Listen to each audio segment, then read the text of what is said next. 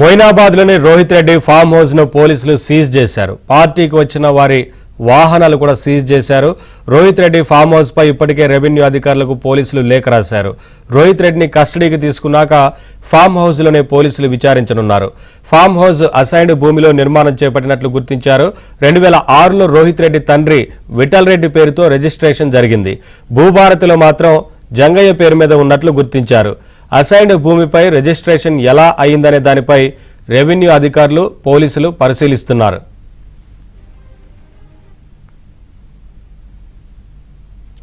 Updates మా crime correspondent Praveen అందిస్తారు. ప్రవీణ్, ఈ కేసుకు సంబంధించి విచారణ ఎలా జరుగుతూ ఉంది? ఒకవైపున అసైన్డ్ భూమిలో ఫామ్ హౌస్ ఉన్నట్లుగా గుర్తించినట్లు తెలుస్తోంది కదా, ఏంటి అప్డేట్స్?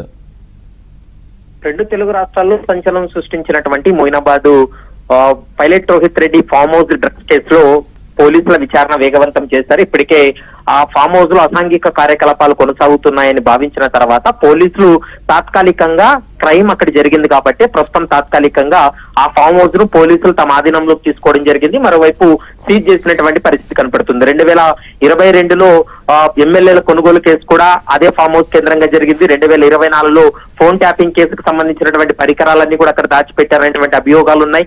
ఇప్పుడు 2026లో డ్రగ్స్ కేసు కూడా ఆ ఫామ్ హౌస్ లో జరిగింది కాబట్టి ఈ మూడు అంశాలను ప్రాతిపదికన తీసుకొని ప్రస్తుతం అయితే మాత్రం ఫామ్ హౌస్ ను పోలీసులు సీజ్ చేసినటువంటి పరిస్థితి కనపడుతుంది.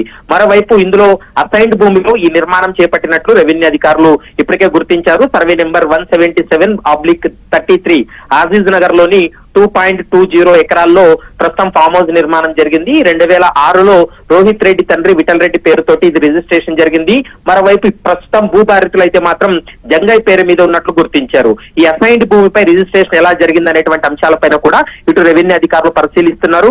నిజంగా అది అసైన్డ్ భూములు వీళ్ళు అక్రమంగా నిర్మాణాలు చేపట్టినట్లయితే దానిపైన రెవెన్యూ అధికారులు కూడా పూర్తి స్థాయిలో చర్యలు తీసుకునేటువంటి అవకాశాలు అయితే స్పష్టంగా కనిపిస్తున్నాయి. Naveen, thank you Praveen, thanks for the updates.